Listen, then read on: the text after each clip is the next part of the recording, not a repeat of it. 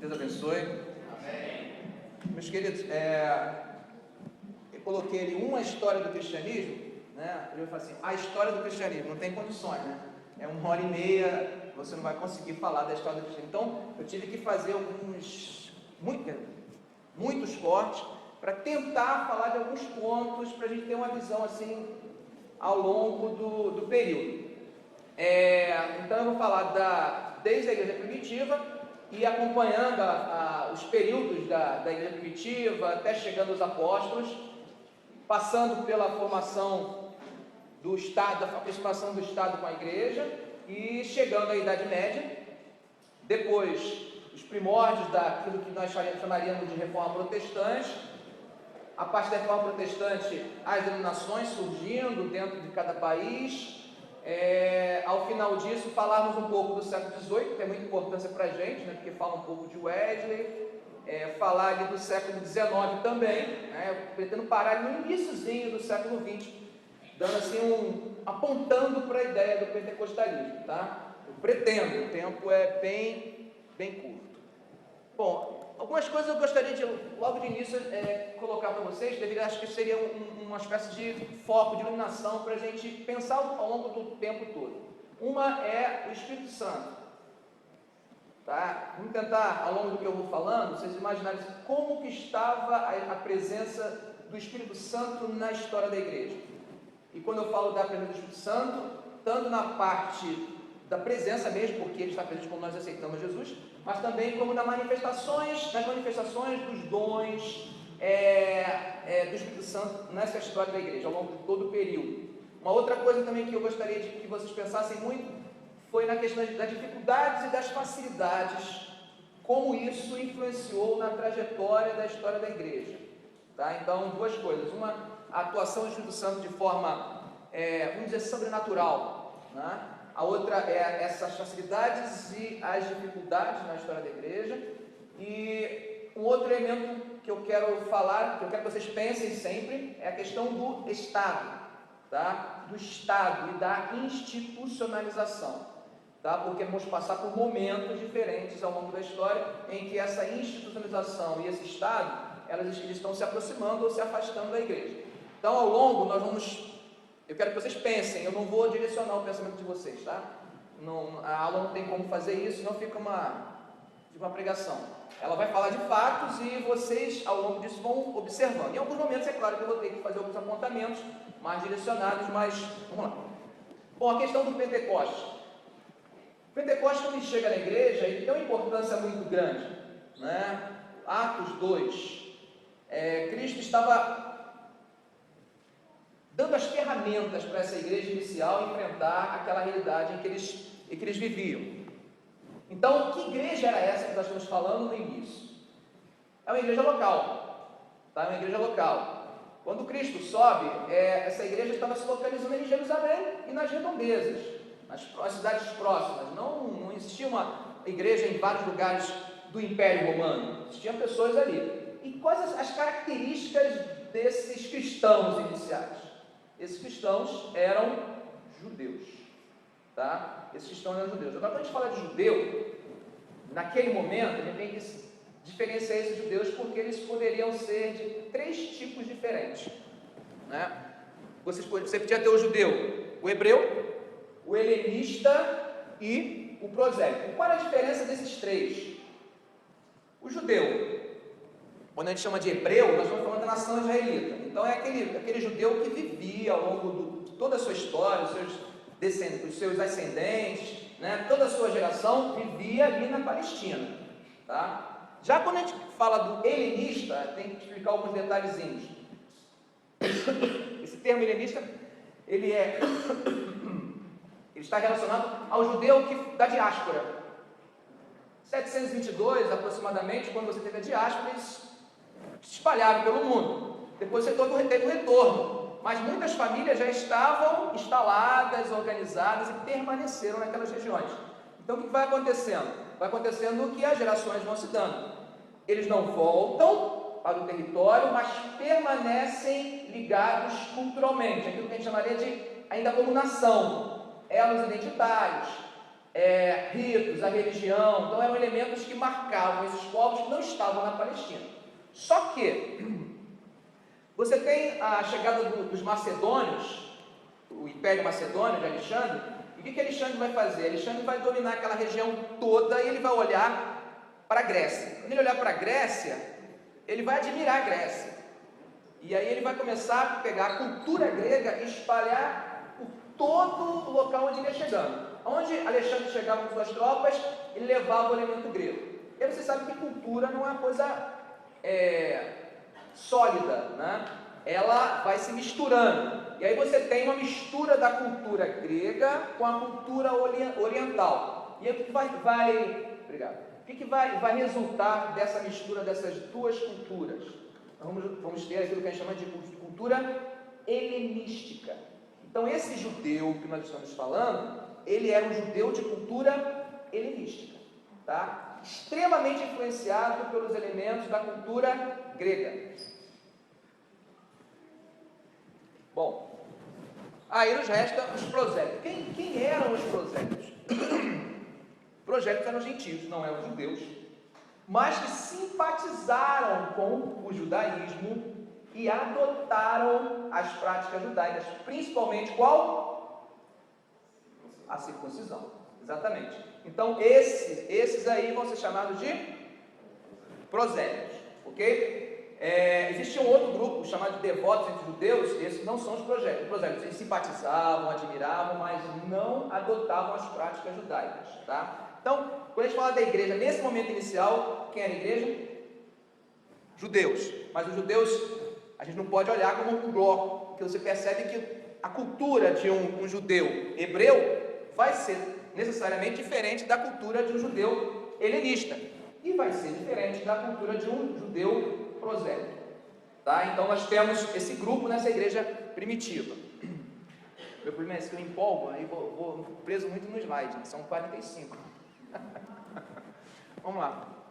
Ali eu coloquei de propósito, né, uma expressão que é um pleonasmo, né, uma redundância. O caráter messiânico de Cristo. Né? Por que é uma redundância? Porque Messias e Cristo é a mesma coisa. A diferença é que Messias é no hebraico e Cristo, né, no grego. Então, olha só, quando nós temos... E aí, olha só, nós temos aqui as doutrinas básicas do período. Que doutrinas básicas? Existia teologia nessa época? Teologia sistemática? Não. Então, de onde nós vamos extrair essa doutrina, essa teologia do início? Estou falando desse período inicial do cristianismo. Do cristianismo mesmo. Vamos buscar essas doutrinas aonde? Vamos buscar essas doutrinas exatamente nas pregações. Tá? De quem? De Pedro. Tá? Então, a base inicial das pregações, se você observar as pregações de Pedro, você vai tirar 3 elementos doutrinários que são básicos, que vão dar fundamento para essa igreja inicial, que é exatamente o caráter messiânico, né? Cristo como Jesus como Cristo, né? Jesus como Messias, Jesus como o eleito, Jesus como esse que vem para salvar, o aspecto da ressurreição, tá? E o outro aspecto que é o aspecto da segunda vinda de Jesus. Então esses 3 elementos são simples, básicos, mas vão ser importantíssimos para fundamentar essa igreja inicial. Bom, aí nós começamos a perceber que, como eu falei, os cristãos eram judeus. Entretanto, você começa a ter alguns grupos que se interessam por ouvir as pregações cristãs, né? E dentro desses grupos, começa a haver uma certa disputa interna, que é a seguinte: a lei é importante? Sim, a lei é importante. Então, o cristianismo tem que se ater à lei. Esses elementos, eles são elementos importantes que vão fazer com que haja um refletir na discussão acerca de qual rumo o cristianismo deveria tomar. Tá? E em destaque a isso, né, você tem a figura de Estevão. Eu destaco aí Estevão por quê?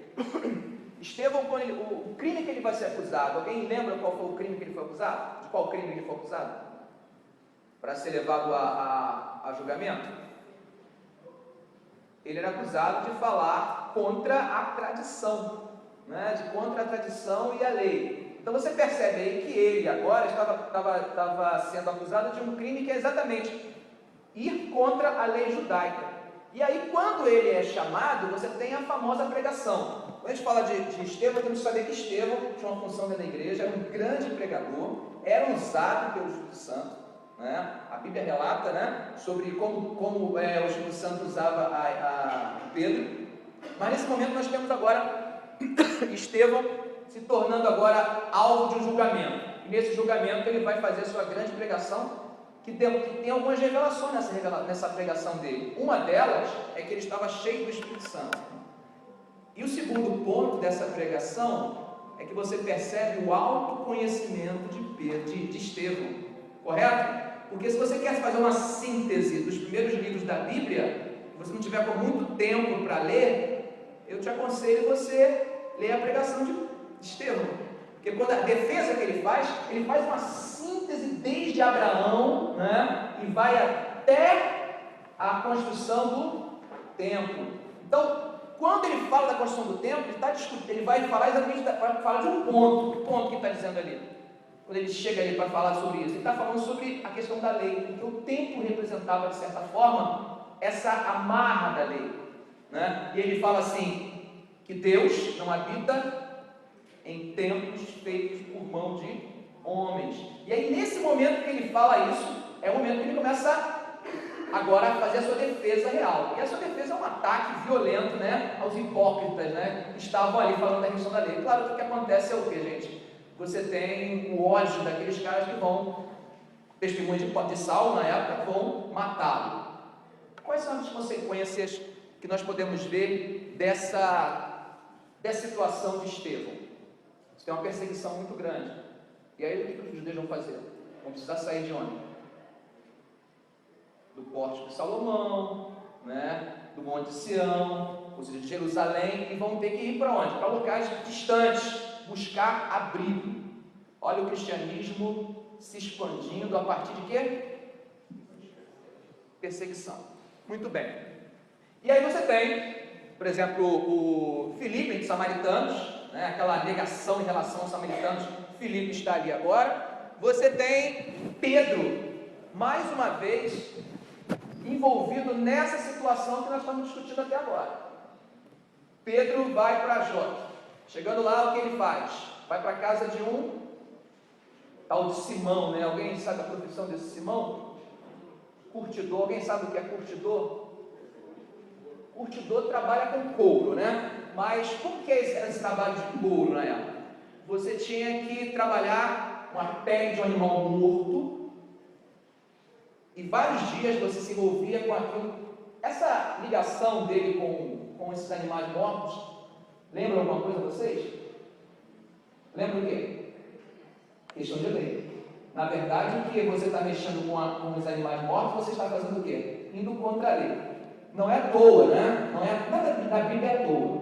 Não é à toa que ele vai se hospedar exatamente na casa de Simão, o curtidor. Já demonstrava, de certa forma, essa pergunta que eu fiz assim, seria Pedro um liberal? Quando eu falo de liberal aqui, eu estou falando da contradição entre liberal e conservador. Digamos que esse cristão, né, que achava que o cristianismo era apenas para os judeus, ele fosse um conservador. E aquele cristão começava a enxergar que o cristianismo poderia ser para outras pessoas, ou seja, é um liberal. Então a minha pergunta aí, será Pedro um liberal? Mas Pedro ainda não está totalmente convencido disso, né? Pedro vai ter uma experiência extraordinária com Deus, e essa experiência extraordinária com Deus é que vai mudar tudo. Quando Pedro vê aquela visão, né, daquele lençol, e aquela voz dizendo para ele comer, ele dizia, como vou comer algo que é impuro, e aquela voz responde, não chameis de impuro aquilo que eu purifiquei. E logo depois nós temos o convite de quem?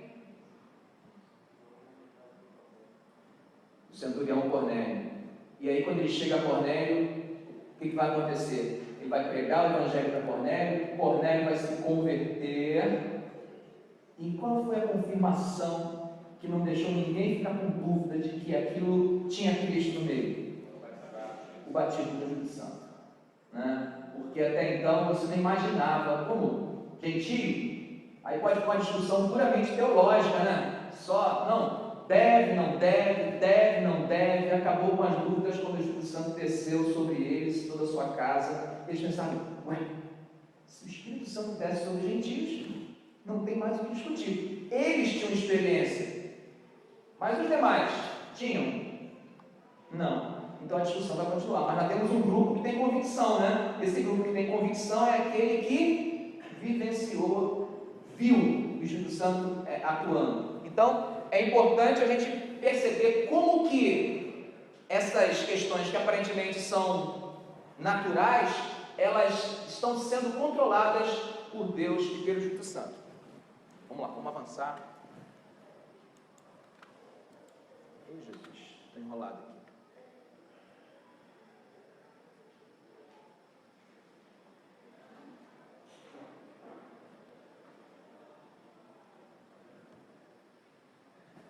Ok, Paulo, né? Citando Paulo, que era um defensor da tradição judaica, e vocês já sabem, não vou ficar contando a história de Paulo, se torna um missionário universal, né? Antioquia também está nessa lógica, porque Antioquia ela aparece como uma cidade onde muitos que fugiram para aquela cidade começam a perceber grupos de gentios que haviam se convertido, pregando o evangelho e ganhando almas. As sinagogas também, elas vão ser ponto de encontro. E o interessante da sinagoga é que a sinagoga ela podia ser usada por qualquer um que chegasse ali. Então judeus chegavam ali e falavam, judeus em relação ao judaísmo, cristãos também chegavam ali e falavam. Isso tudo começou a dar uma ideia assim, estranha. E aí se buscou alguém que pudesse resolver esse problema. Quem vai para lá? Barnabé e Paulo, que começam a perceber essa mistura como algo divino, algo de Cristo, algo dentro dos planos.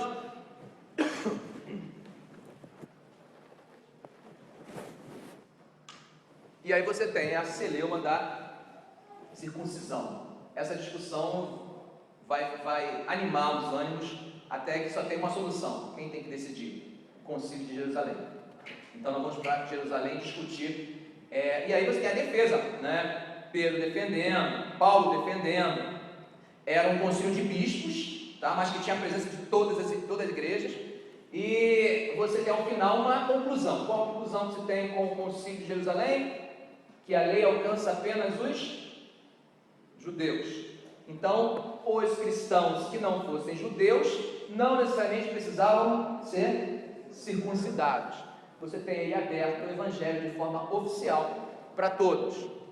E a lei não é mais Bom, desse concílio em diante, né, que são os últimos 13 capítulos de Atos, você tem o evangelho se espalhando realmente por toda aquela região ali do Mediterrâneo, sendo pregados. Temos as viagens de Paulo, temos as perseguições novamente, né?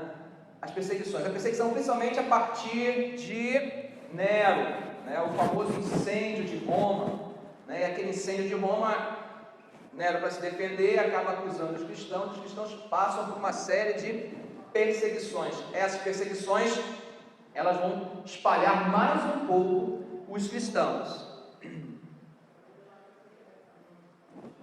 Bom, esse período aí, que vai do martírio de Paulo, né, até a morte de João, é um período extremamente problemático para a história, porque tem poucos dados que tem para falar da igreja, tá? Então é complicado você falar disso, você vai ter que buscar em outras fontes que não sejam fontes exatamente do cristianismo.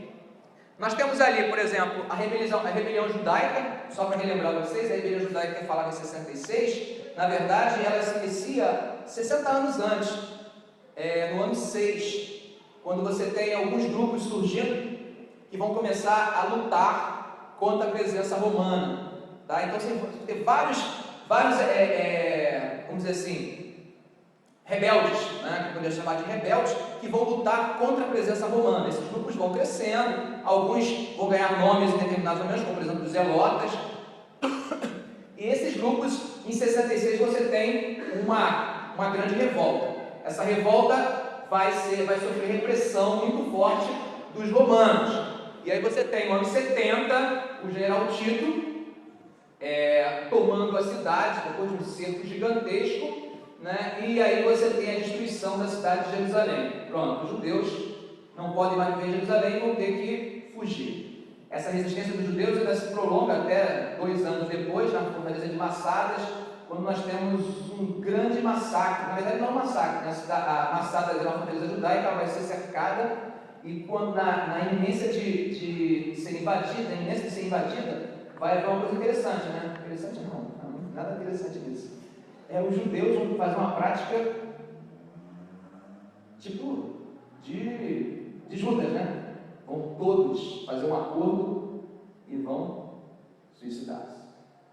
Então a cidade, quando os romanos entraram na cidade, todo mundo morto. Salvo as 2 ou 3 crianças com uma mulher que tinham se escondido e não concordaram com, né? Acho que não concordaria, né? E eles ficaram sobrevivendo e acabaram contando a história. A partir daí, gente, você tem a igreja se espalhando, né? E não existe mais a ideia de igreja judaica. Agora, a igreja não tem mais nenhuma ligação com o judaísmo. O judaísmo foi espalhado, então foi a chamada diáspora, tá? Nos anos 90 nós temos novas perseguições, tá? E essas perseguições elas vão ter um papel, vão ajudar a espalhar a igreja e também vai ajudar a fazer uma espécie de filtro, porque o cristianismo está crescendo muito rápido e você começa a ter alguns elementos que se tornam cristãos mais por conveniência do que outra coisa. E essa perseguição ela funciona mesmo como uma espécie de filtro, onde essas pessoas que estavam ali só a passeio, né, vamos dizer assim, a passeio, elas vão abandonar, porque o negócio vai ficar feio. O que estão percebendo é que nós tivemos 2 ondas de perseguição. A perseguição não era constante nesse período século, ela tinha momentos específicos, né? E o que vai acontecer? A igreja vai se espalhar muito. Temos uma carta do Plínio, no ano 112, que fala de vários templos ao longo dos rios, Tibre, do Reno, fechados, mas templos das religiões romanas. E o cristianismo se espalhando, principalmente entre os escravos. O número de escravos se convertidos era muito grande. E isso, ele estava assustado, ele escreve isso numa carta ao imperador.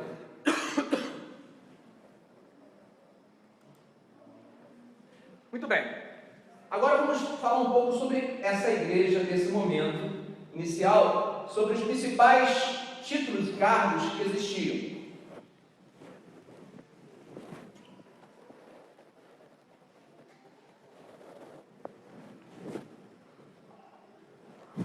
Ancião, presbítero e bispo.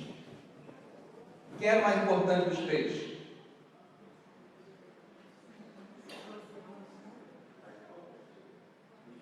Na verdade, os 2 primeiros, eles caem naquela mesma questão de Messias e Cristo, tá? Os 2 primeiros são sinônimos, em idiomas diferentes, né? Você tem ancião, vem do latim, né? Tanto que ancien, no francês. Você tem presbítero, que é do grego, que significa a mesma coisa. No hebraico, Zaken, quer dizer, esse termo a gente nem usa, que significa exatamente isso, ancião. O que se usava na época do povo de Israel para ancião? Não se usava a palavra ancião, né? Era mais algo parecido com uma literalidade Zaken. O ancião é latino e o presbítero grego. Qual o significado? Mesma coisa. Então, você vai ver várias pessoas nos textos bíblicos sendo chamadas, uma pessoa sendo chamada pelos 3 nomes. Então, nesse primeiro momento da igreja, não existia diferença entre bispo, entre ancião e presbítero. Eles eram chamados dessa forma. Isso só vai começar a acontecer a partir do 2º século, ok?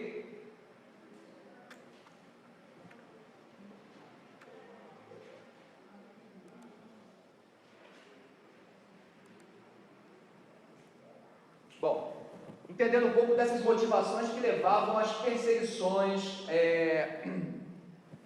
aos cristãos. Porque a gente às vezes, por que os romanos perseguiam os cristãos. Alguns imperadores eram até famosos pela sua bondade, pela sua ética, escritores como Marco Aurélio, por exemplo, e perseguiram os cristãos. Qual era a lógica que levava esses caras a perseguir os cristãos? Alguns elementos eu coloquei ali. Um é o caráter inclusivo do paganismo, o caráter de exclusivo do cristianismo. Ou seja, para o paganismo, não existia nenhum problema de ele ter vários deuses. Normal. Os gregos tinham vários. Inclusive, estavam dispostos a receber mais um. Já para o cristianismo, não. O cristianismo ele é exclusivo. Para a gente, só existe um Deus. Então, essa dificuldade fazia com que os judeus, os cristãos, fossem olhados de forma negativa, justamente por essa negação de aceitar os outros deuses. Para eles era muito natural. A questão da adoração a ídolos também era uma prática comum, tá, entre esses povos da época. E eles não conseguiam entender o fato de se adorar um Deus que não existia nada visível acerca desse Deus. Então eles olhavam, eles precisavam de uma imagem, algo concreto para adorar. E olhavam Deus invisível. Como isso? Para isso era necessário você adorar. Outra questão é a adoração ao imperador, tá? No Império Romano, o imperador era considerado também uma espécie de divindade. Você queimava incenso para ele. E nas cidades existiam, esfinges e estátuas desses imperadores, e adorar esses imperadores, se inclinar a esses imperadores, era sinal de fidelidade. E quando você não faz isso, nega-se a fazer isso, você começa a ser olhado como um potencial rebelde, tá? Então tem esse aspecto também. Durante um bom tempo, o judaísmo ele era reconhecido como religião, tá? Entre os romanos. O cristianismo ele era visto como um elemento dentro do judaísmo. Então, se aceitava o cristianismo. A partir do momento em que o judaísmo se soltou do cristianismo, não existia mais esse elemento do judaísmo protegendo o cristianismo. Então, a perseguição começou também. Outra coisa, as reuniões secretas que os cristãos faziam. Eles faziam reuniões secretas e em algumas atividades, por exemplo, a Santa Ceia era normalmente, em alguns períodos, não era permitida a presença de ninguém que não fosse cristão. E isso também trazia uma espécie de suspeita do Império Romano. A igualdade na igreja cristã. Acabei duplicando ali. A igualdade é porque você tem homens livres e escravos dentro da mesma igreja. E o interessante, você tinha casos de escravos que eram obreiros, até bispos. Ele não conseguia entender, porque estavam presos em uma lógica platônica, onde o escravo é escravo de forma natural. É como se fosse, assim, Deus dá razão aos homens, mas dá em quantidades diferentes. Aqueles que têm menos razão, uma razão de raciocínio, eles são naturalmente inferiores aos demais. Então, nada mais natural do que servir aos demais. Isso para eles se manifestava de várias formas, perdendo guerras, se endividando. Todos esses elementos faziam com que você se transformasse em escravo. É natural para eles. Então era inferior. Para o cristianismo, ele já demonstra que, mesmo respeitando esse elemento social que ainda existia, que era cultural, era forte, você começa a buscar um tratamento igual. É só lembrar, nós temos um livro na Bíblia exatamente simbólico para isso. Qual é o livro? Filemão, que demonstra que os romanos não conseguiam entender, achavam isso, inclusive, muito perigoso.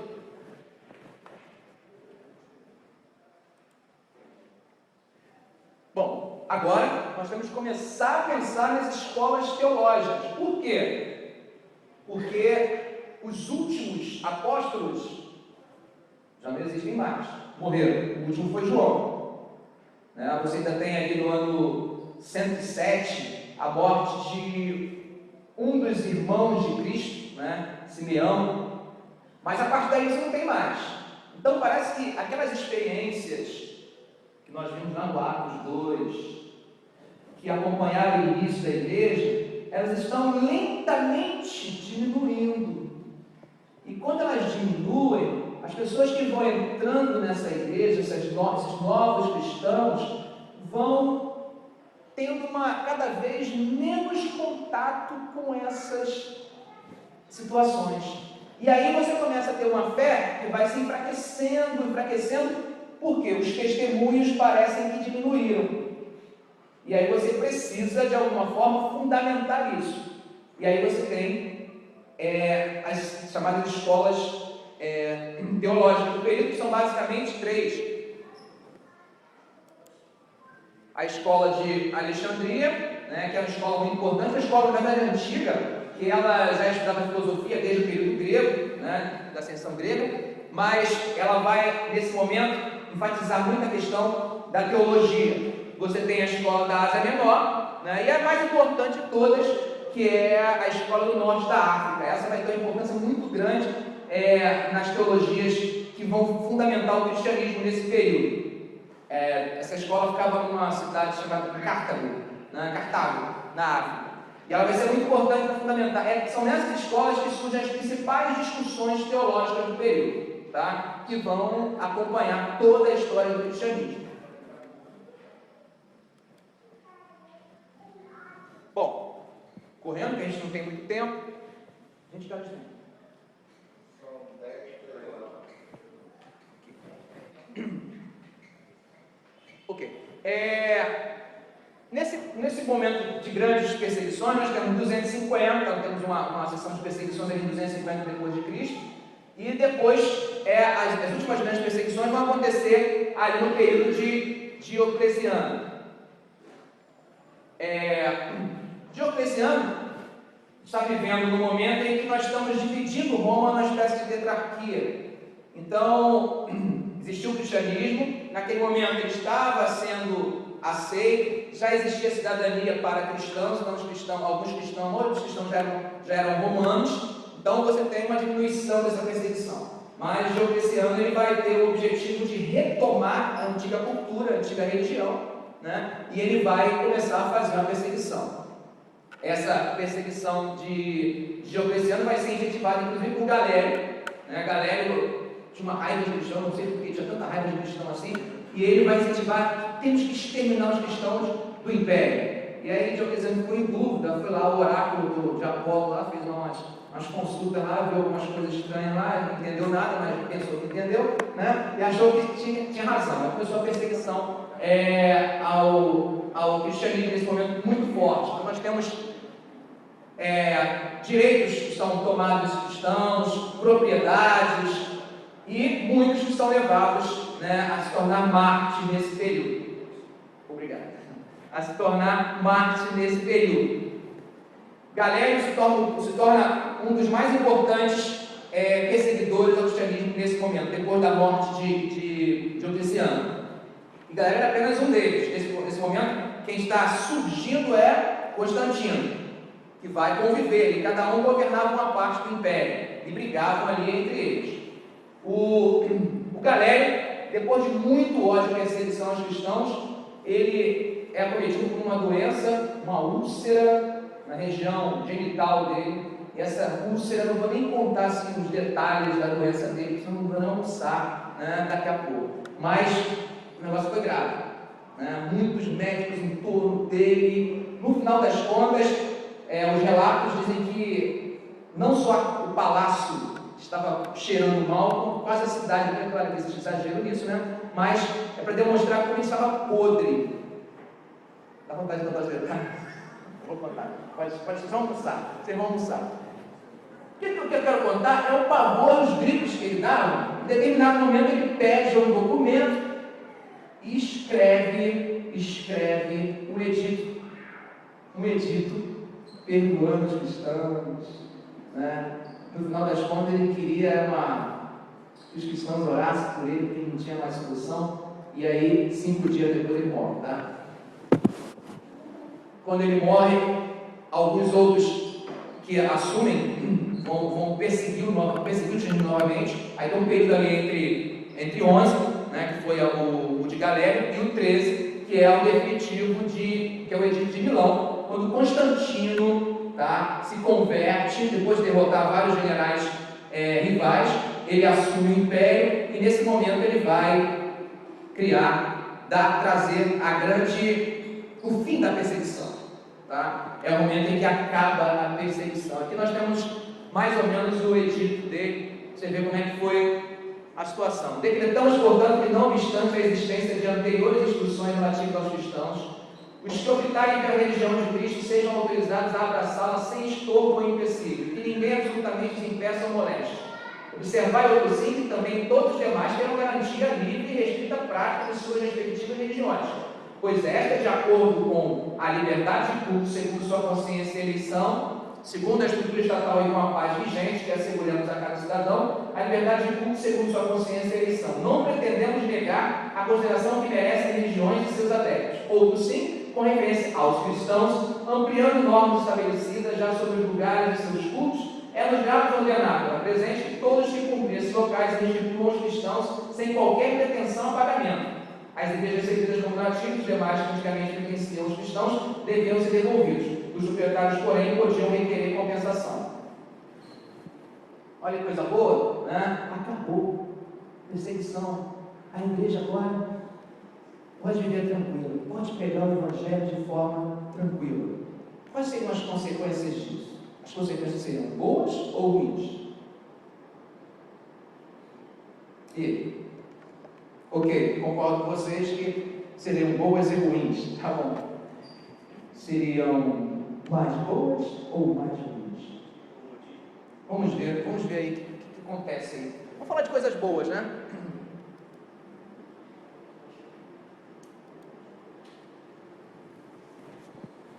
A crucificação, que coisa horrível, né? É abolida. Isso não é bom? Olha o cristianismo trazendo para a sociedade, né, questões humanitárias. Isso é bom. O fim do infanticídio. Existia uma prática que os filhos que não ficavam satisfeitos, pais que não ficavam satisfeitos com os filhos que nasceram, abandonavam ou até mesmo sufocavam esses filhos. Isso era uma prática. Tinha pessoas que viviam, inclusive, de recolher essas crianças, criá-las até certa idade e vender como escravos. Vocês veem como é que era o mundo dessa época. E aí você tem o cristianismo chegando e o fim do infanticídio. Ele começa a ser reprimido. As famosas lutas de gladiadores, você tem a proibição dessas lutas. Embora elas continuassem acontecendo em alguns locais públicos, né? Elas só iam acabar no ano de 404, quando um monge Telêmaco, vendo a luta de gladiadores, ele entrou dentro da arena e tentou matar os dois. Adivinha o que aconteceu com ele?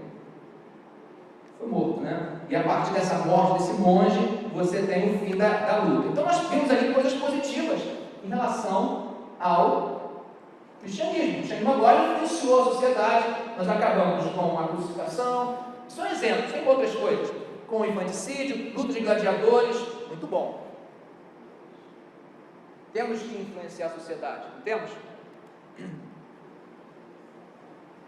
Mas o sincretismo se intensifica.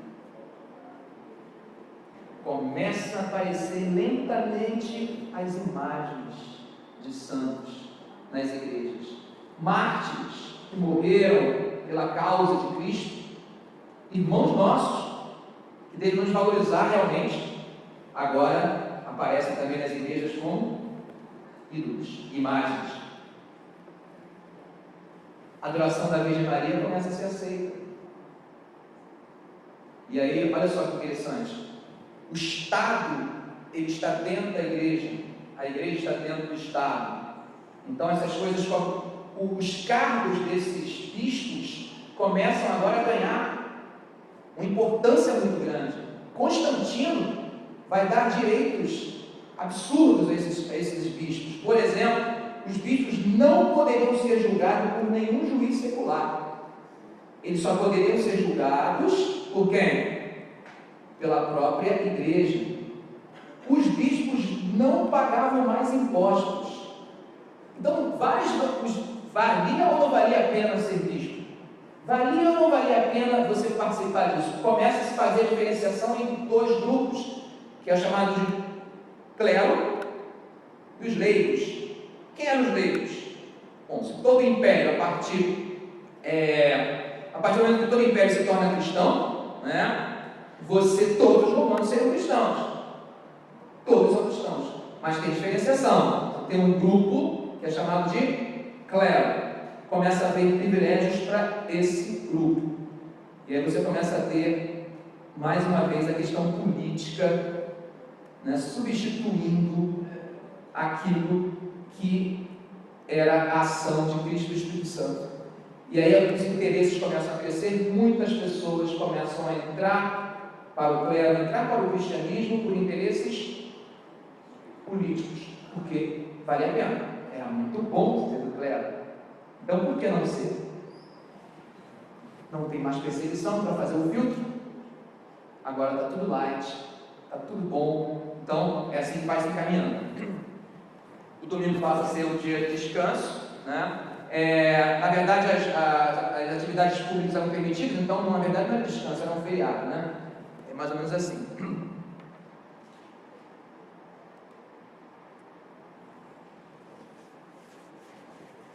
Bom, consequências do Estado. E vamos ver, positivo ou negativo? Confisco de propriedade de dólares. Sem dólares, sou cristão. Então, meu querido, perdeu tua casa, perdeu tudo, vai ficar sem nada. Por quê? Porque o Estado está dizendo, nós somos cristãos. Pena de morte para adoradores de ídolo. Prendemos ele, fazendo o quê? Estava adorando o ídolo lá. Uma imagem. No primeiro momento, antes dos ídolos serem colocados na igreja. Ídolos estranhos. Censura e queima de livros contrários à religião cristã. E aí, gente, o que vocês acham? As coisas aí são positivas ou negativas? Como consequência do Estado na igreja? Negativas. Devia ter falado uma outra palavra para vocês no início. Eu falei algumas coisas que deveriam iluminar. Uma delas é o amor. Nessa aí o amor não existe. Não existe. Porque o Estado passa a impor a crença. E é óbvio que a crença não se impõe. Você crê ou não crê. Quem vai fazer você crer ou não crer é quem? É o Espírito Santo. Você pode fingir que crê para não morrer. Mas o que importa não é o que você pratica. Praticar é muito fácil, é o visível, né? O que importa é o que você pensa. Porque para Deus o que importa é isso aqui. Ele sabe, não o que a gente faz. Mas essas marcas, ainda tem o seguinte, a censura e queima de livros contra a religião cristã, ela vai passar por critérios. Isso é um problema histórico. Qual problema histórico que nós podemos apontar para isso? Muitas das pregações, ou das falas, ou dos ensinamentos que eram considerados heréticos em determinado momento, eram falas e ensinamentos que criticavam essa nova postura da igreja. E aí o que acontece? Nós não temos acesso a isso. Quando nós temos acesso a algumas desses pensamentos, temos acesso por meio de quê? De quem criticava. Então isso acaba impedindo que nós possamos realmente entender algumas prédicas e algumas heresias que existiam na época, porque as heresias que nós conhecemos, algumas das que nós conhecemos nesse período, são heresias que foram escritas e criticadas exatamente por aqueles que não gostavam delas. Então, obviamente, nós temos uma visão distorcida ou semi-distorcida dessas heresias. Boa parte por causa dessa queima de livros. Ok? Isso vai acontecer em outros momentos da história também. Nós temos censura, não é só no Constantino, não. Bom, aí começam a aparecer as questões doutrinárias, não vamos entrar nessas questões aqui, isso aí provavelmente pode ser que apareça na palestra da tarde, né? Mas você tem as discussões nos concílios de Nicéia, em relação ao Espírito Santo, você tem em Constantinopla, no concílio de Cartago, de Pelágio, que é um dos mais importantes desses aí, né? Também não vamos entrar nesse assunto aí, embora seja um assunto extremamente interessante para se discutir, né? A discussão entre Pelágio e Agostinho, mas não vamos entrar nisso aí. Nós estamos falando aqui de concílios e que acontecem para fundamentar, para resolver questões pendentes, discussões que chegavam, por exemplo, a criar impasses políticos. Vocês têm noção, o Concílio de Nicéia, ele vai ser convocado pelo próprio Constantino. Constantino tentou resolver, quando viu um negócio lá tão feio, ele convocou o concílio. Então, você vê que as discussões estavam tomando conta, estavam criando problemas para a própria estabilidade do Estado. Então, são questões que vão ser discutidas ao longo do tempo. Bom, vocês imaginem, pessoas vendo essa situação toda na igreja, lendo o Novo Testamento, observando algumas contradições, eles começam a se questionar, e começam a surgir ideias para se livrar disso, né? Não são corretas, mas a gente até consegue entender pelo menos o que estimula esses caras a tentarem fazer isso. Eles começam a pregar o ascetismo, que seria um pouco egoísmo, né? Eu acho que o ascetismo tem muito de egoísmo. Nesse ponto, nessa prática aqui do ascetismo que estou falando aqui, é você simplesmente se desligar do mundo e se isolar para viver o quê? Meditando, apenas em contato com Cristo. É muito bom realmente, né? Quando a gente se isola para estar somente com Cristo. É muito bom. Mas isso basta? Não. É como se você tivesse um carregador de bateria, né? Você carregasse essa bateria o tempo todo, 24 horas. Está carregada? Está, 100%. Ok. No outro dia alguém me perguntava, está carregada? 100%. Mas está no carregador ainda? Ela não pode, tem que ficar carregada 100%. Essa bateria de quê? É de celular. Ah, tá. Teu celular está guardado na gaveta. Por que a bateria carregada se você não usa? Né? É mais ou menos por aí. O ascetismo, não, essa parte do ascetismo não é ruim do todo, mas ela é radical. Por ela ser radical, justamente ela acaba não dividindo, ela influencia a prática do cara e aquilo que a prática significa. Mas que prática? O ascetismo só. E Cristo? E levar o Evangelho, né? E influenciar as pessoas pelo amor de Cristo. Só a tua prática, só essa prática isolada não é suficiente. Okay? É daí que vão surgindo as ordens monásticas, né? Que era delas a ordem dos beneditinos. Bom, o Império Romano vai passar por uma divisão. Essa divisão vai ser o Império Romano do Oriente e o Império Romano do Ocidente. A capital do Império Romano do Ocidente, Roma, a capital do Império Romano do Oriente, Constantinopla, na verdade Bizâncio, né? Que depois se torna Constantinopla, em homenagem a Constantino. E aí você tem o quê? Duas capitais de estados que são o quê? Cristãos. Então automaticamente você vai ter também o quê? Duas igrejas. E aí começa a disputa de poder entre essas duas igrejas. Quem se arborava como a principal? Roma. Né? E aí você tem uma coisa interessante. Se a gente comparar essa relação de Estado em Roma e em Constantinopla, tem uma diferença básica. Em Roma, você tem a igreja dominando o Estado. Então o Estado, na verdade, o Império Romano foi derrotado pelo cristianismo, porque a igreja tomou conta do Estado.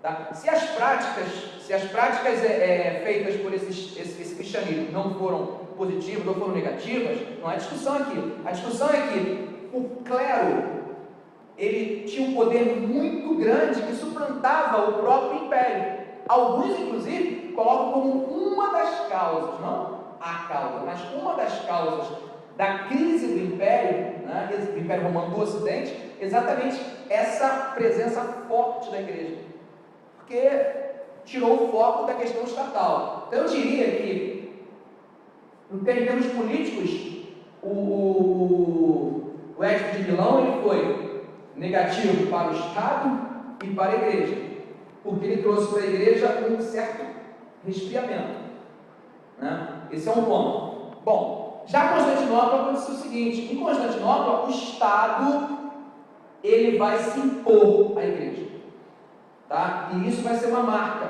e de certa forma vai fazer com que o Estado de Constantinopla, o Império Romano do Oriente, ele permaneça um milênio a mais do que o outro, aproximadamente.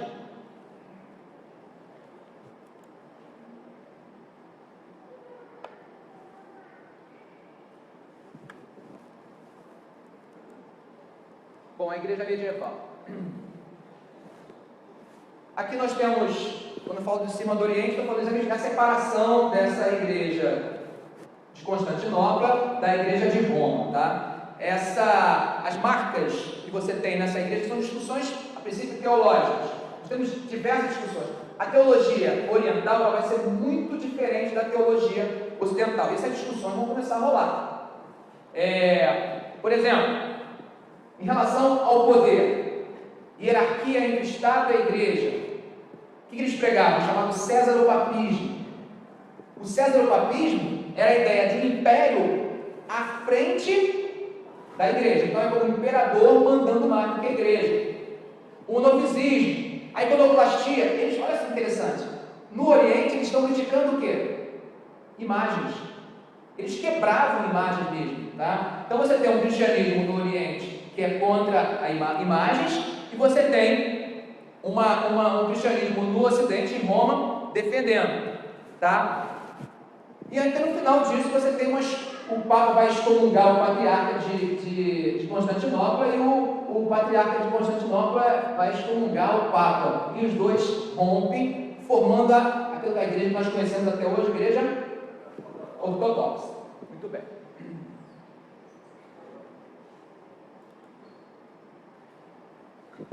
Fraudes pias, é interessante, como que mais um exemplo da presença do Estado na religião. O que eram as fraudes pias? Roma queria se impor como o centro do mundo. Como justifica isso? Você tem duas das mais conhecidas, que são a doação de Constantino. Constantino teria, né, através de um documento, dado ao bispo de Roma o poder sobre todas as demais igrejas. Fraude. Porque depois a historiografia vai começar a analisar os documentos e vai perceber papel não condizia com o período afirmado, formato de letra, escrita, palavras, e aí chegou à conclusão de que esse texto não foi escrito por Constantino. Era uma falsidade. Olha só, dentro da igreja.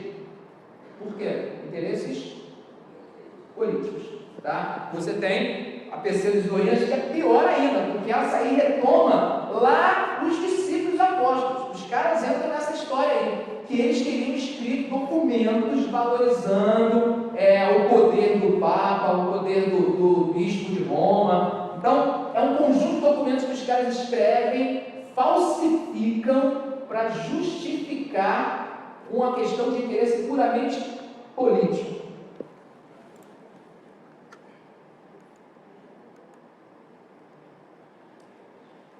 Bom, agora a gente se prende mais à igreja medieval. Característica que podemos observar: existe um Estado fraco. Durante a Idade Média, vocês sabem, todos nós que estudamos, nós tivemos um período chamado de feudalismo, onde a Europa Central, né, a chamada Europa Ocidental, mas principalmente a Europa, excluindo a Península Ibérica, era uma Europa dividida em feudos, onde cada nobre exercia o poder dentro do seu feudo. Então não existia um poder centralizado. O rei, ele era um rei fraco, extremamente fraco, porque ele não tinha a base do poder na época, era a terra. Ele tinha poucas terras. Tinha até um rei na época, que era chamado de João Sem Terra, né? Ele era dependente de todos os senhores feudais. Ele queria a guerra, ele precisava pedir ajuda aos nobres, para que esses nobres chamassem os seus servos e formassem exército. Então era um rei fraco. Em compensação, nós tínhamos uma igreja centralizada. Então você vai ter uma força muito grande das ideias da igreja nesse período feudal. E muitas imposições que vão ser extremamente importantes nesse momento, tá? Você tem Gregório I tentando fortalecer isso, como uma espécie de primeiro papa, né? E o Deobrando, ele chega ao ponto de realmente enfatizar a supremacia papal, a supremacia de Roma sobre o mundo todo, né? Para vocês terem noção, eu coloquei o exemplo do Henrique IV. Henrique IV ele foi excomungado. Ele era um rei. Ele foi excomungado. Sabe o que ele fez depois de ser excomungado?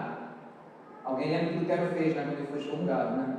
Lutero fez o que? Rasgou a bula. Mas Lutero, quem era? Era um rei? Não, era muito mais, né, simples do que um rei. Era apenas um monge, né? Um professor universitário. Sabe o que Henrique IV fez? Rasgou suas roupas reais, viajou para a Itália, passou 3 dias na porta do Papa pedindo clemência. Falando de um rei. Simplesmente que o Papa, ao excomungá-lo, também desobrigou os seus súditos de obedecê-lo. Pronto. Que adianta ser rei se os súditos não obedecem?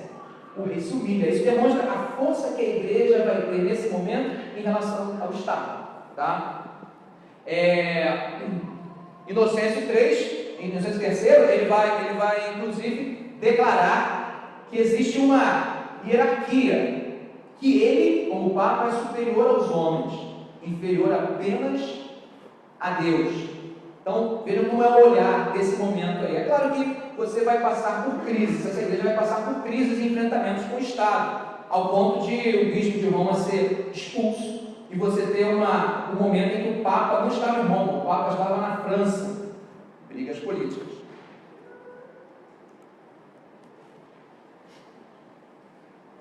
Aí vem uma ameaça, né, que a igreja vai também enfrentar durante esse período, que é o chamado expansionismo islâmico. Todo mundo conhece a história, não precisa contar, a história de Mohammed, lá no ano 622 e tal. O que você tem ali é o surgimento de uma religião dentro do mundo árabe. Essa religião vai criar um processo político de unir diversas tribos e pequenos reinos árabes, formando um império. Esse império vai começar a se expandir pelo mundo. Então, vai tomar todo o Mediterrâneo, tomar o norte da África, tomar a Península Ibérica, Portugal, Espanha, que não existiam ainda nessa época, né? Só vai encontrar uma dificuldadezinha quando ele entrar no centro da Europa. Quando ele entrar no centro da Europa, ele vai encontrar um reinozinho muito interessante chamado Merovingio, onde não era nem o rei, era uma espécie de mordomo do rei, que vai conseguir enfrentar os islâmicos e barrar. Senão você não teria nem Idade Média na Europa, o feudalismo não existiria.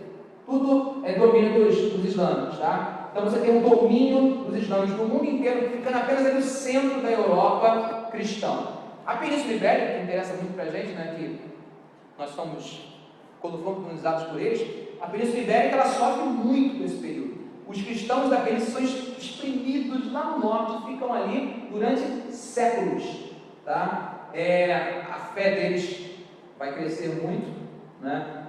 Pena que a fé deles acabou sendo tão forte que eles resistiram, inclusive, muito à reforma protestante, né?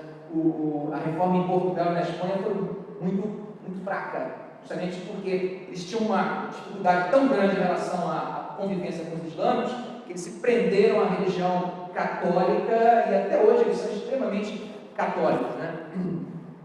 Bom, depois você tem o movimento cruzadista, que é o Papa tentando reconquistar a parte da Palestina das mãos dos árabes, dos islâmicos. Então ele vai convocar diversas cruzadas, começa com Urbano II. Essas cruzadas tinham qual objetivo? Retomar a Palestina das mãos dos árabes, como é chamado Terra Santa.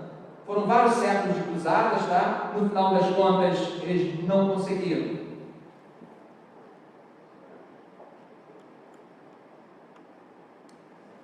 Muito bem. E aí, nós temos o final ali da Idade Média e os elementos do cristianismo sendo questionados. Qual é a marca dessa igreja? Uma das marcas da igreja medieval? Uma das marcas era que a verdade estava na igreja. Tá? A verdade estava, não existia salvação fora da igreja. Tá? A questão, por exemplo, do pecado. Para eles era algo muito grave. O pecado se concentrava em vários aspectos, mas principalmente na questão do prazer.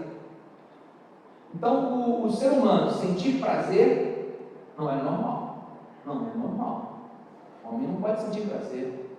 Prazer, só podemos sentir prazer através de quem? De Deus, de Cristo. Então existia uma certa reserva muito grande em relação a isso. Tanto que eles faziam uma divisão entre um ponto positivo e um ponto negativo. A alma para eles era extremamente positiva, que é o que importava para Deus. E o que sobrava da alma? O corpo. Então o corpo não prestava, não servia para nada. Na verdade, ele servia sim, servia para o pecado. Ele era o canal de entrada do pecado na alma. Então o que você deveria se fazer caso você sofresse esse problema? Punir quem? O próprio corpo. Então, se você sentisse prazer, você tinha, né, as pessoas têm um chicotezinho assim de estimação, né, fazer o chamado autoflagelo, tá? Que era essa marca. Em relação à riqueza, também existia uma visão extremamente fechada. A igreja se enriquecia muito, mas a sociedade, em relação à riqueza, ela tinha uma visão de que a riqueza era negativa.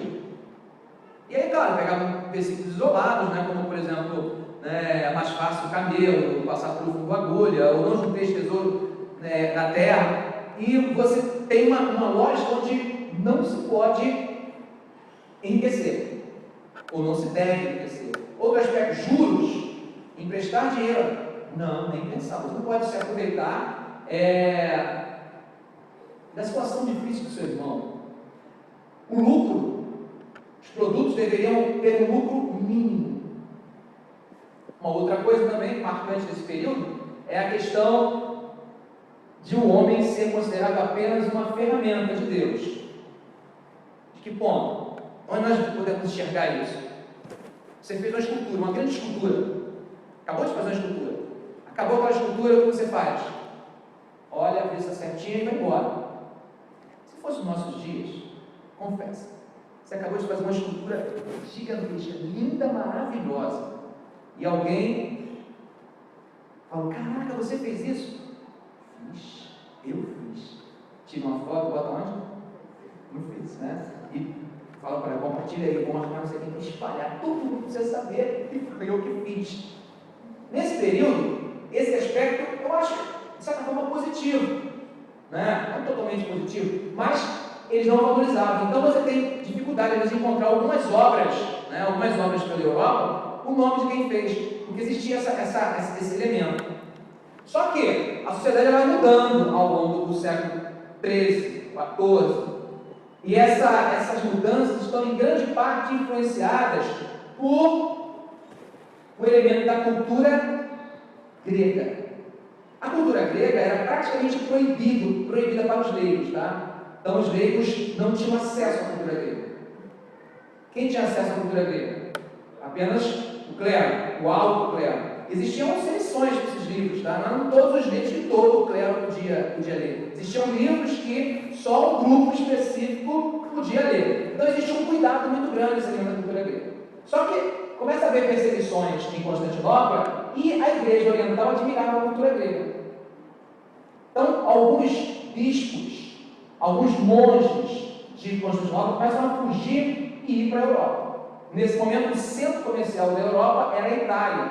Então, o que vai acontecer? Você vai ter um crescimento muito grande dessas ideias clássicas greco-romana ali. E elas começam a modificar o pensamento desse homem.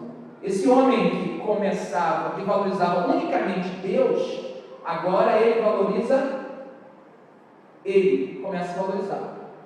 Nesse aspecto, nós vamos chamar de quê? Do crescimento chamado humanismo. Tá? Esse humanismo ele vai começar a valorizar o prazer, o hedonismo, né? Em vários aspectos começam a trazer mudanças na forma de pensar. Tem alguma coisa positiva nisso? Nesse humanismo? Tem uma frase de um pensador holandês que eu vou falar para vocês, que vocês vejam se tem alguma coisa de positivo pelo menos nesse ponto. Ele diz uma frase assim: há na Europa madeira da cruz de Cristo em quantidade suficiente para se fazer um navio, 5 tíbias do jumento que Cristo montou, e não menos que 12 cabeças de João Batista. Quem falou essa frase é um rapaz chamado Erasmo de Roterdã. O que ele estava fazendo, na verdade? Ele estava fazendo algo impensável alguns anos antes. O quê? Criticar a igreja. Então vocês percebem que sempre você vai enxergar um ponto que tem a mão de Deus ali.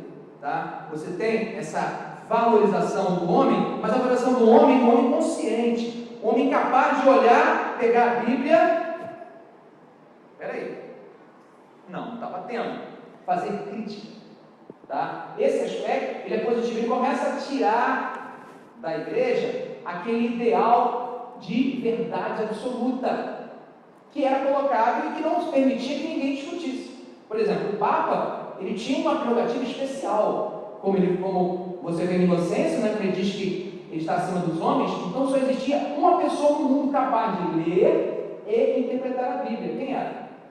O Papa. Então você pode até ler, que era raro quem podia ler, porque essa Bíblia normalmente era escrita em latim, né? Era raro quem podia ter acesso à leitura, entretanto, você, se lesse, não podia criar nenhuma conclusão disso aí. Está vendo a valorização desse pensamento do homem, começa a haver uma crítica à igreja, você vai ter a possibilidade de ter o quê? A reforma protestante. Que não começa no século XVI, tá? Ela vem desde o século X, já com alguns nomes que vão fazendo pequenas críticas, vão escrevendo traduções do Novo Testamento, vão distribuindo, ok?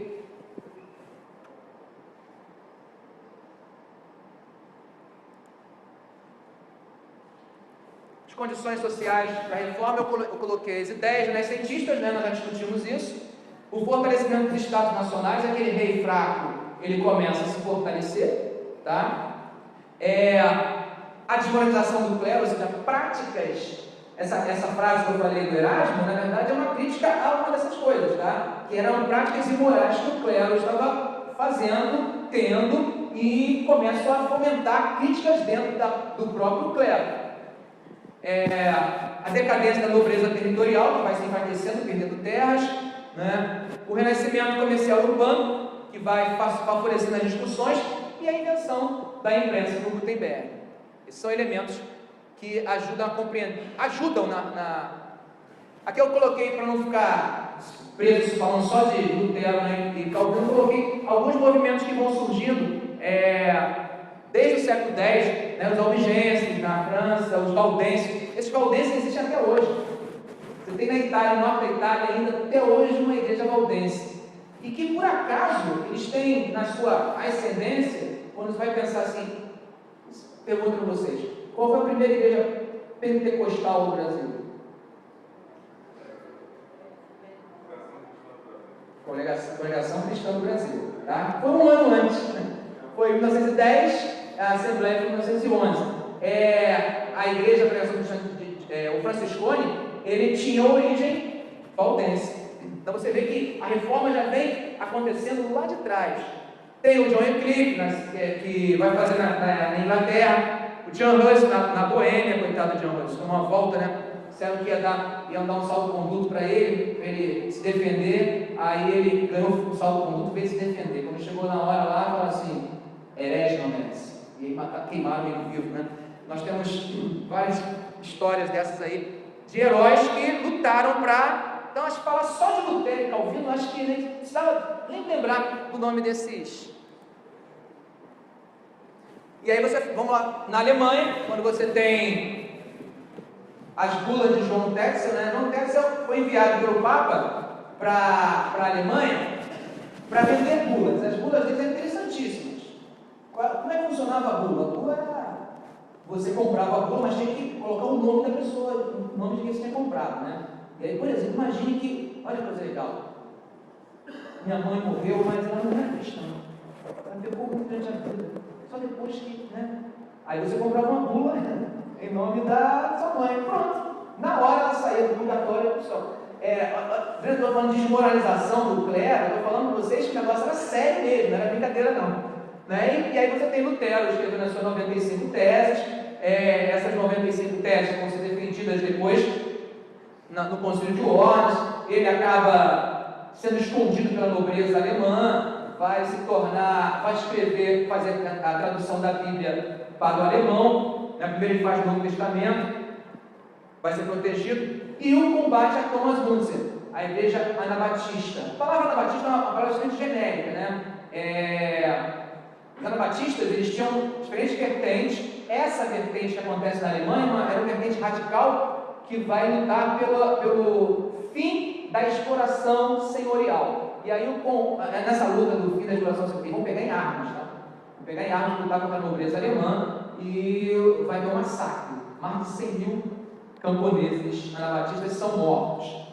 Detalhe, Lutero não apoiava os anabatistas, tá? Inclusive ele vai incentivar a perseguição aos anabatistas. É uma questão histórica. Às vezes a gente tem o hábito de julgar o indivíduo sem querer entender um pouquinho do seu período. Temos que entender que ele vivia num momento específico. Mas, como eu digo para vocês, uma palavra que tinha que seguir nosso período todo. A última palavra que eu falei, qual foi? Amor. Né? Então tem coisas que são fundamentais, não existe contexto histórico que muda. Se você sair disso, meu querido, não bota desculpa no contexto histórico. Amor tem que seguir a vida do cristão o tempo todo. Se você está sendo um excelente teólogo, excelente professor, se está o maior pregador do mundo, mas está desejando a desgraça para alguém, o inferno para alguém, a morte para alguém, repense, porque está faltando o fundamental, que é o maior de todos os mandamentos, né? O amor.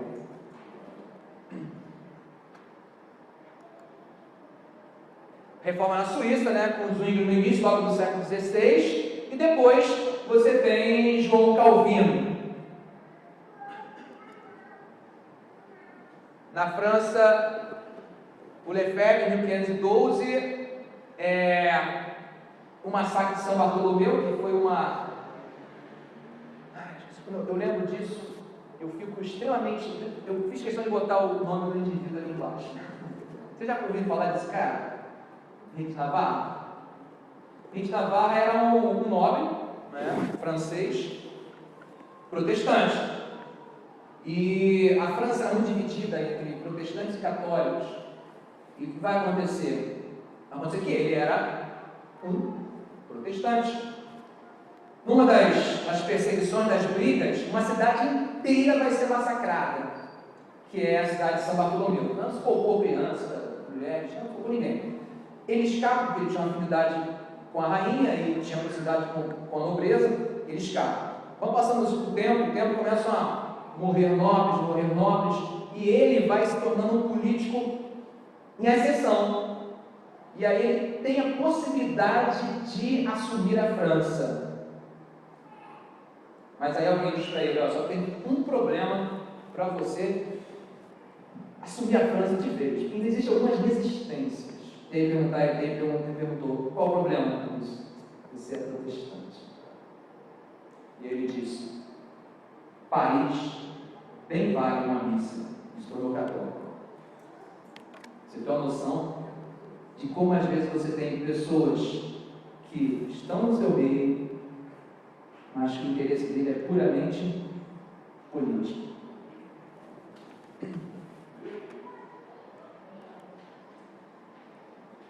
João Tyndale, também na Inglaterra, foi importantíssimo, fez tradução do Novo Testamento. Esse é outro. Esse é outra figura interessante. Esse aí, a rainha, quando descobriu que as práticas dele, os escritos dele, ele fala o que ele fez? Ele se retratou. Disse, não, eu me retrato, não sou mais protestante, beleza. Aí a rainha pegou assim, tudo bem, você se retratou, mas você vai ser executado, vai morrer. Aí ele se desretratou. Figura importantíssima. Gente, e você vê isso. Então, é importante a gente ter os fundamentos para a gente perceber as distorções. Isso é o Henrique VIII, né, que a igreja anglicana, com interesses basicamente políticos também, né, a igreja existe até hoje, onde ele passa a ser o chefe dessa igreja. Na Escócia, o John Knox. John Knox ele vai ser um dos fundadores da igreja que nós conhecemos como igreja presbiteriana. Tá? É nesse contexto que ele faz a reforma na Escócia, uma reforma muito, muito interessante, muito forte. Passei da hora. Aí você tem uma reação da igreja católica tentando frear esse ímpeto protestante, quando você tem o Concílio de Trento, que é um concílio para discutir essas questões, a criação dos jesuítas, um tribunal de santo ofício, parecido com aquele de Constantino, né? Onde você vai levar para a morte aqueles que são acusados de heresia, ou seja, de ser contrários à igreja. E mais, o index aqui é exatamente aquilo que o Constantino fez também lá atrás, de queimar, fazer uma lista de livros que fossem contrários à igreja e queimá-los. Mais uma vez a questão política assumida. A defenestração de Praga, essa cena que vocês estão vendo aí.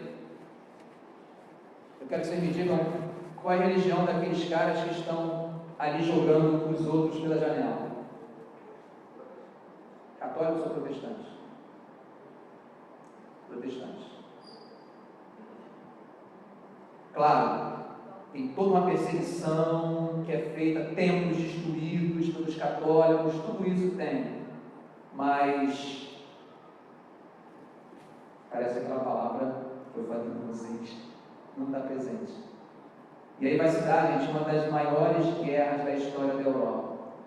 Morreram mais franceses nessa guerra do que em todo o período pós-Revolução Francesa. Entre a Revolução Francesa e a Era Napoleônica foram cerca de 25 anos. Morreram mais franceses nessa guerra do que nesse período de 25 anos do século XVIII e XIX.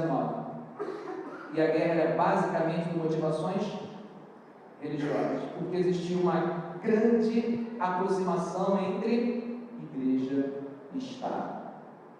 Para fugir da perseguição, a igreja protestante se aliou a Estados protestantes. E a igreja católica, para impedir a expansão do protestantismo, se aliou cada vez mais com Estados católicos. E aí você tem o absolutismo, que é fruto dessa aliança, aos resultados. Depois de 30 anos, em 48, você tem a Paz de Westfália, que vai dar o direito aos países, aos estados, de escolherem a sua própria religião.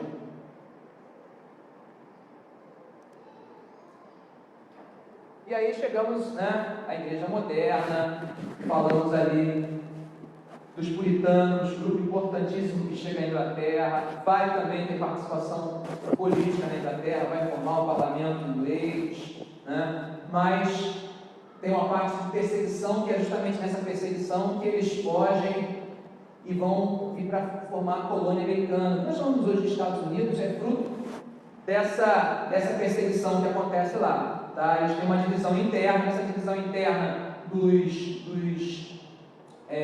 puritanos vai surgir a igreja congregacional e mais à frente a batista.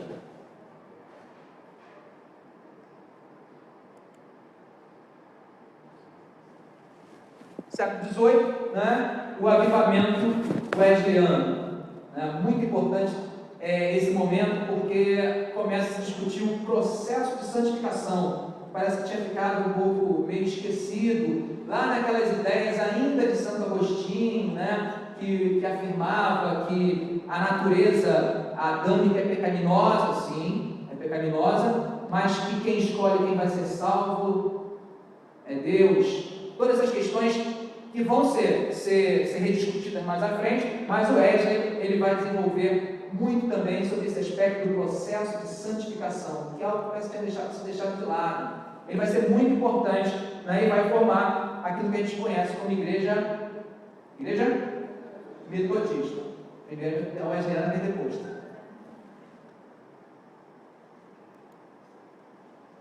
Século XIX é um século dificílimo, marcado pelo racionalismo muito forte e o cientificismo. A ideia que a razão resolve tudo. É claro que vai se influenciar pelo século XVIII pelo iluminismo, mas no século XIX se fortalece, principalmente depois quando você tem aquelas pesquisas daquele famoso biólogo, o nome dele? Darwin, Exatamente. Nesse momento você tem quase que uma crise. Alguns filósofos começam a discutir, a fazer afirmações, como por exemplo que Deus está morrendo, essas coisas vão ser resultado disso. E ao mesmo tempo começa a haver uma perseguição ao aspecto da religião, começam também a surgir movimentos em diferentes locais buscando mais aproximação com Deus e com o Espírito Santo. Uma dessas marcas é o movimento Holiness. Vamos ter sérias críticas também a esse movimento, tá? Mas é um movimento legítimo e que, pelo menos em termos de ponto, ele busca se aproximar dessa... Ainda não se discutia a ideia do batismo do Espírito Santo novamente, né? Mas já se falava de aspectos de buscar mais intensidade com Deus. Então você passava acampamentos, buscar se participar da questão da casa. Então vai surgir os chamados camp meeting nos Estados Unidos, que também tem uma importância muito grande nesse aspecto, você se desligar dos afazeres e se dedicar a momentos de encontro, né? Uma espécie de acampamento da Xerém, né? Mais ou menos por aí. Oh, Jesus. E o pentecostalismo, né? Finalizando aqui, o pentecostalismo que vai surgir no final do século XIX, claro que não surge do nada, e é resultado desses processos que a gente tem falado aqui. Você tem a figura do Charles Parham, então América do Sul, que começa a pregar sobre o batismo no Espírito Santo, né, sobre a experiência com os dons, e o Senhor começa a fazer maravilhas ali. O Seymour, que na verdade era um negro, ele era filho de escravo, cego, de um olho, a primeira vez que ele ouviu falar disso, ele já era do movimento dos Horners, né? Ele vai, primeiro que ele ouve falar sobre isso, é uma situação interessante, porque ele quer ouvir, mas não pode assistir à palestra.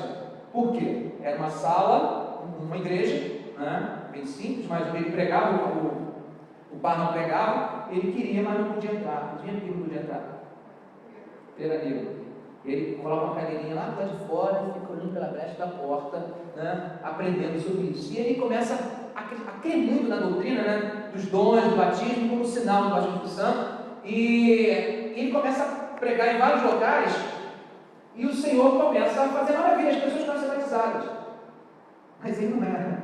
Ele não era. Mas ele pregava e eles são batizados. Ele pregava até que ele passou uma noite e buscava, né? E se você não buscar, você não recebe. Por isso tem que crer. Depois tem que buscar. Você pode crer e não buscar, né? Então você tem que ter as duas coisas. E aí ele vai passar uma noite inteira, e afinal disso ele acaba sendo batizado do Santo, recebe o dom de línguas. E é um movimento muito interessante, que sofria críticas, claro. Pra você ter noção, a igreja do Seymour vai receber críticas até do próprio Parham, que pregava isso. Mas,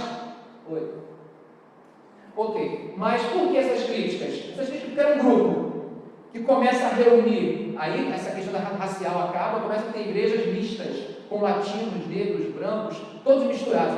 E vocês imaginam, existia IBM lá?